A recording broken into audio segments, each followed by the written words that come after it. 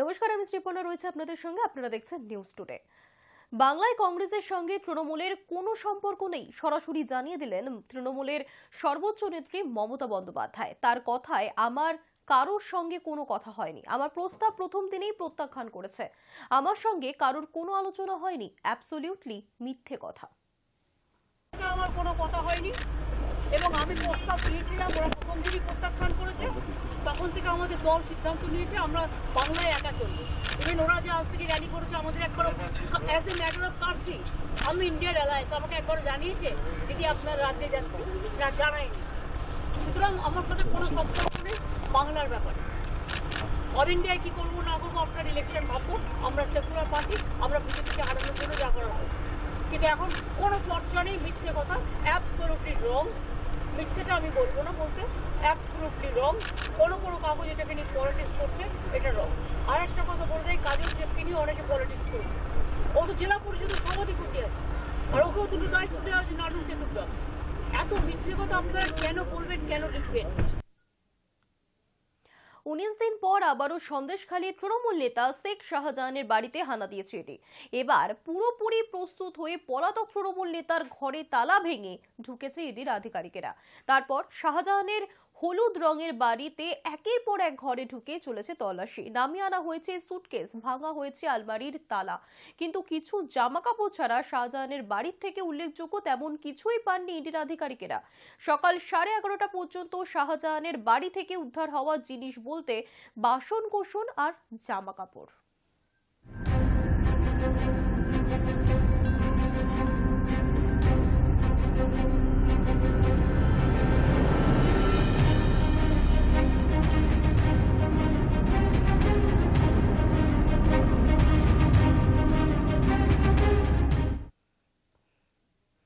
শাহজাহানের বাড়িতে এবার নোটিশ সেটে দিল ইডি। আগামী 5 দিনের মধ্যে হাজিরা দিতে বলা হয়েছে তাকে। সন্দেশখালীতে বুধবার ফের তল্লাশি চালিয়েও তেমন কিছুই পাওয়া যায়নি পলাতক তৃণমূল নেতা শেখ শাহজাহানের বাড়ি থেকে। বুধবার সকালে 6 জন ইডির আধিকারিকেরা পৌঁছন শেখ শাহজাহানের বাড়িতে। তালা ভেঙে বাড়ির ভেতরে ঢুকে চলে তল্লাশি।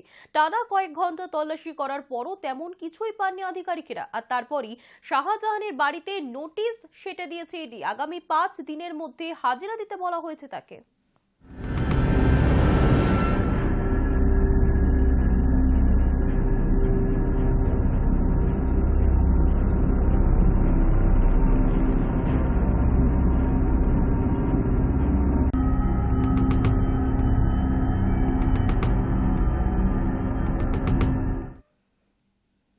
ফের উত্তরবঙ্গ সফরে যাচ্ছেন মুখ্যমন্ত্রী মমতা বন্দ্যোপাধ্যায়। ফেব্রুয়ারি মাসের প্রথম সপ্তাহেই তিনি রওনা দিতে চলেছেন। তবে উত্তরের কোন জেলায় তিনি যাবেন তা এখনো পর্যন্ত জানা যায়নি। আর কমিশনের তরফে নির্বাচনের তারিখ ঘোষণা হয়ে গেলে কোনো প্রকল্পই ঘোষণা করা যাবে না। আর তাই তড়িঘড়ি সফর শেষ করতে চাইছে তৃণমূল নেত্রী। আজও ছিল তার বুধবার বর্ধমানে তার সফর ছিল। অন্যদিকে উত্তরবঙ্গের বিভিন্ন জেলায় বিজেপির ঘাঁটি রয়েছে শক্ত। সেখানে তৃণমূল কংগ্রেসের আসন সংখ্যা বাড়াতে চাইছে সবুজ বাহিনী।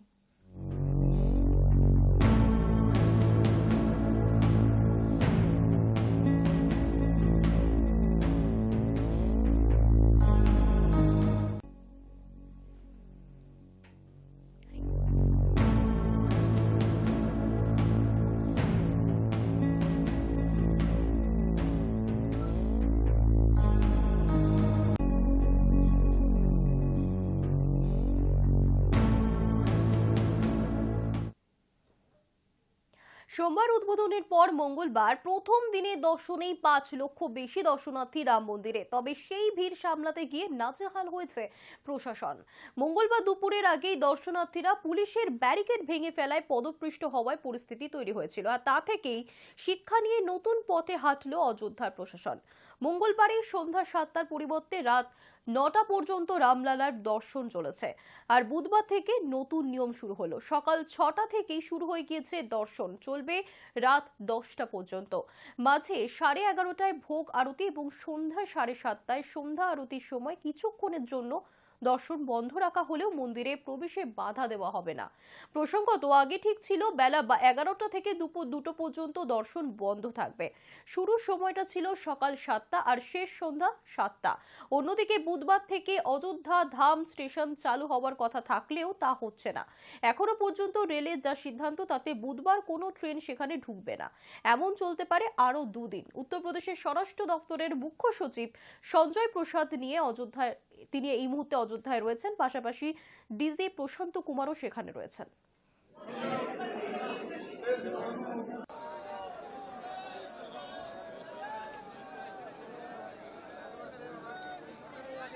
बड़ी संख्या में श्रद्धालु आए थे। इतनी बड़ी संख्या थी कि बहुत सारे लोगों को जो है थोड़ा सा दर्शन में थोड़ा समय लगा था। तो उसके लिए माननीय मुख्यमंत्री जी स्वयं अयोध्या कल आए थे।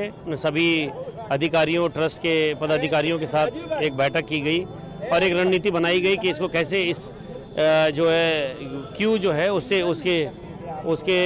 कैसे निजात पाया जाए। तो वो उसके लिए व्यवस्था की गई। आप खुद देख सकते हैं यहाँ पे बैरिकेडिंग की गई है, 4 रोज बनाए गए हैं, पब्लिक फैसिलिटेशन सेंटर चालू कराया गया है। तो उन सब की बदौलत जो है यहाँ पे आप देख सकते हैं कहीं कोई जाम नहीं है और कहीं किसी श्रद्धालु को किसी तरह की कोई असुविधा नहीं हो रही है। जो कल के बारे में बता सकता हूँ, हमारा अनुमान है कि 4.5 लाख लोगों ने दर्शन किया है। आज सुबह 7 बजे से लगातार दर्शन जारी है। अब संख्या तो दिन समाप्त होने पे ही पता चलेगा। धन्यवाद। नहीं, सरकार के ये निर्देश हैं कि हर वो व्यवस्था सुनिश्चित की जाए जिससे किसी भी श्रद्धालु को किसी तरह की कोई असुविधा न हो। हम उसी दिशा में काम कर रहे हैं। आज आपके नतीजा आपके सामने है। कल जो रणनीति बनाई गई आज उसको इम्प्लीमेंट किया गया। आज आप देख सकते हैं कि यहाँ पे कहीं कोई कतारें नहीं है, सब लोग आराम से आ जा रहे हैं। दर्शन में कोई दिक्कत नहीं है। Thank you. बेहतर क्राउड कंट्रोल तथा बेहतर ट्रैफिक व्यवस्था, ये 2 चीज़ें थी जो कल हम लोगों ने यहाँ आने के बाद से इसको सुनिश्चित कराई। शासन के निर्देश थे कि किसी भी यात्री को कोई असुविधा न हो, इसको सुनिश्चित कराया गया। और आज जो भी प्रबंध रात भर में अंतर विभागीय समन्वय से उसके साथ संपर्क बना के हम लोगों ने किया था, उसके बड़े अच्छे और सुखद परिणाम आपको खुद देखने को मिल रहे हैं कि कोई भी वेटिंग में की नहीं है, कोई वेटिंग एरिया में आदमी को विथहोल्ड नहीं किया जा रहा है। सभी जो क्यू की जो कतारें थी, लोगों को निश्चित अपने क्यू में लगा दिया जा रहा है और अनवरत दर्शन चल रहा है। दर्शन के बारे में ट्रस्ट से बात हुई है कि भोग के समय 15-15 मिनट के लिए 2 बार इसको रोका जाएगा और पूरा दर्शन अबाधित तरीके से चलता रहेगा। और फिलहाल जब तक ये क्राउड है उसके बाद से समय समय पे जो ये सारा प्रबंधन डायनेमिक रहेगा। जैसे अभी आज के दिन में यहाँ करीब 8,000 पुलिसकर्मी लगे हुए हैं।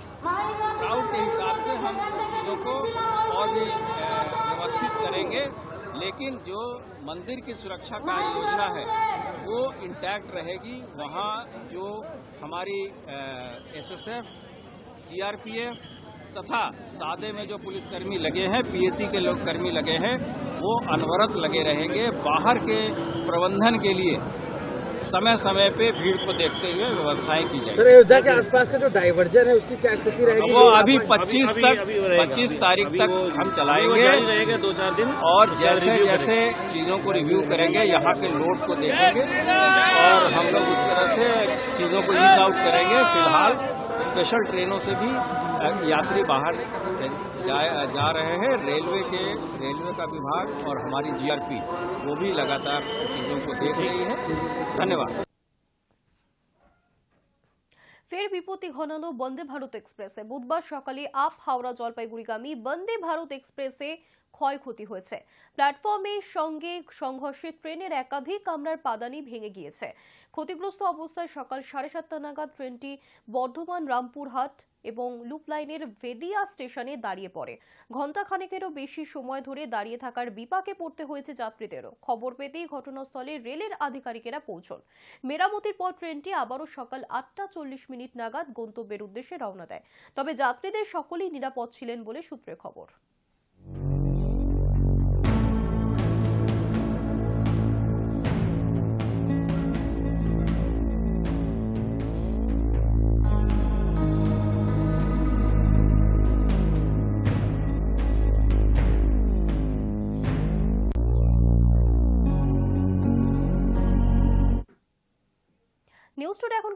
পর্যন্তই। দেখতে থাকুন হাই নিউজ, নির্ভীক নিরপেক্ষ।